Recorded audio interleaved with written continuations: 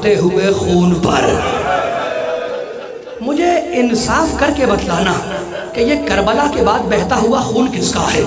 کیا تمہیں یاد نہیں ہے کہ جب تماچے مارے گئے تو رخساروں سے خون نکلا؟ جب بچی کے گوشوارے نوچے گئے تو کانوں سے خون نکلا؟ وہ بچی، جملہ سنو، لشکر یزید کا نامہ نگار کہتا ہے حمید ابن مسلم کہ میری آنکھوں نے دیکھا کہ چلتے ہوئے خیمے سے ایک 4 سال کی بچی نکلی جس کے کرتے کے دامن میں آگ لگی ہوئی تھی۔ میدان کی طرف دوڑتی جاتی تھی اور کہتی جاتی تھی چچا عباس میری مدد کو آؤ، چچا عباس میری مدد کو آؤ۔ حمید کہتا مجھے کچھ نہیں معلوم کہ 4 سال کی بچی ہے کون، دامن میں آگ لگی تھی، میں چلا اس کے دامن کی آگ کو بجھانے کے لیے، وہ ڈر کے اور تیز دوڑی، میں اس کے پیچھے چلا اس کے دامن کی آگ کو بجھانے کے لیے۔ اب جیسے جیسے وہ تیز دوڑتی جاتی اس کے دامن کی آگ اور تیز ہوتی جاتی، ایک مقام پر ٹیلے پہ تھک کر یہ بچی بیٹھ گئی۔ میں نے چاہا کہ اس کے دامن کی آگ کو بجھاؤں، جیسے ہی میں نے ہاتھ آگے بڑھایا بچی نے ننھے ہاتھ جوڑے اور کہا آنے والے وہی رک جا، میں سید زادی ہوں، مجھے ہاتھ نہ لگانا۔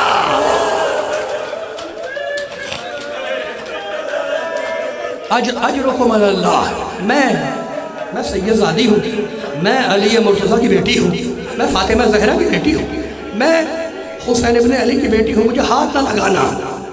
جملہ سنو میرے دوستوں، میرے بزرگوں، میں سادات سے دست ادب جوڑ کے جملہ کہہ رہا ہوں۔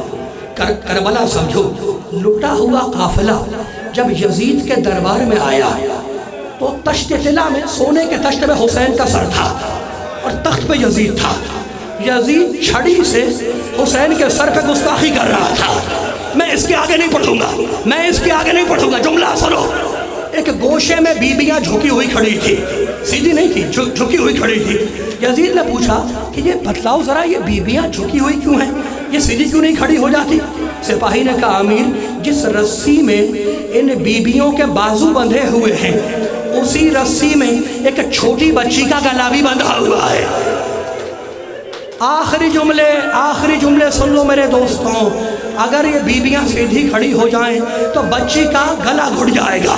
یزید نے کہا رسی ڈھیلی کرو، اور یہ بچی ہے کون جس کے رخسار پہ تماشوں کے نشان ہیں، جس کے کانوں سے لہو بہہ رہا ہے؟ کہا امیر آہستہ بول، یہ وہی تو بچی ہے جو حسین کے سینے پر سونے کی عادی تھی۔ اب میں سادات کے سامنے دست ادب جوڑ کے کہہ رہا ہوں، جملہ سنو گے، برداشت کر سکتے ہو تو کر لینا۔ یزید کے دربار میں ایک مسخرہ تھا ہنسانے والا۔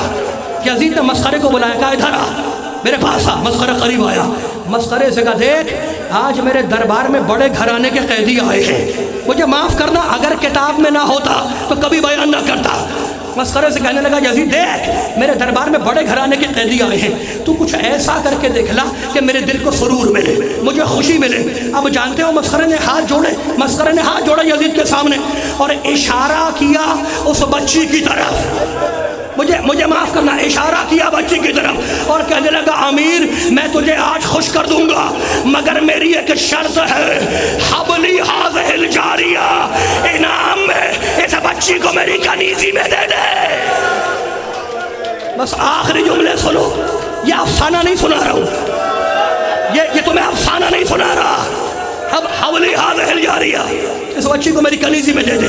جس کی طرف اشارہ ہوا تھا نا، جس بچی کی طرف، خدا کربلا سمجھو، خدا کی قسم کھا کے کہتا ہوں، اس نے اپنا ننھا زخمی سر بلند کیا اور کہا پھوپھی اماں میں نے تماچے کھا لیے، میرے گوشوارے نوچے جا چکے، میرے کرتے کے دامن میں آگ لگائی جا چکی، کیا اب میں کنیز بھی بنائی جاؤں گی؟ علی کی بیٹی کو جلال آ گیا۔ آخری جملہ تقریر کا، کہا بیٹی جب تک زینب زندہ ہے کسی میں ہمت نہیں ہے۔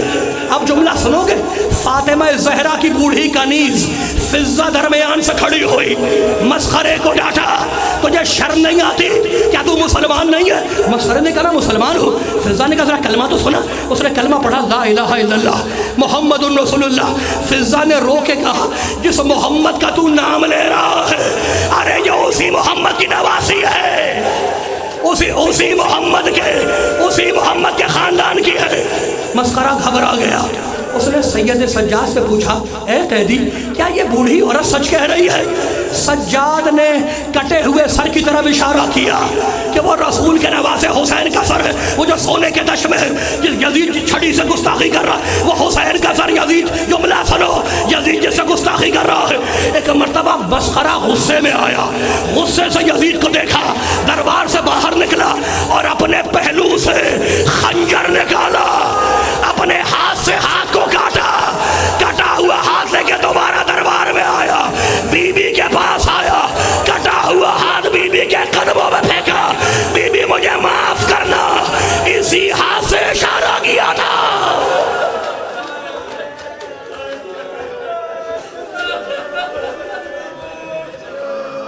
انت صلی اللہ علیہ یا ابا عبداللہ الحسین صلی اللہ علیہ یا ابن رسول اللہ، انت الہی و سیدی و مولایا، اغفر لأولیائنا وکف عنا اعداءنا واشغلهم عن اذانا واظہر کلمت الحق واجعلہ العلیٰ واضح کلمت الباطل واجعلہ السفلی انکا علی کل شیء قدیر۔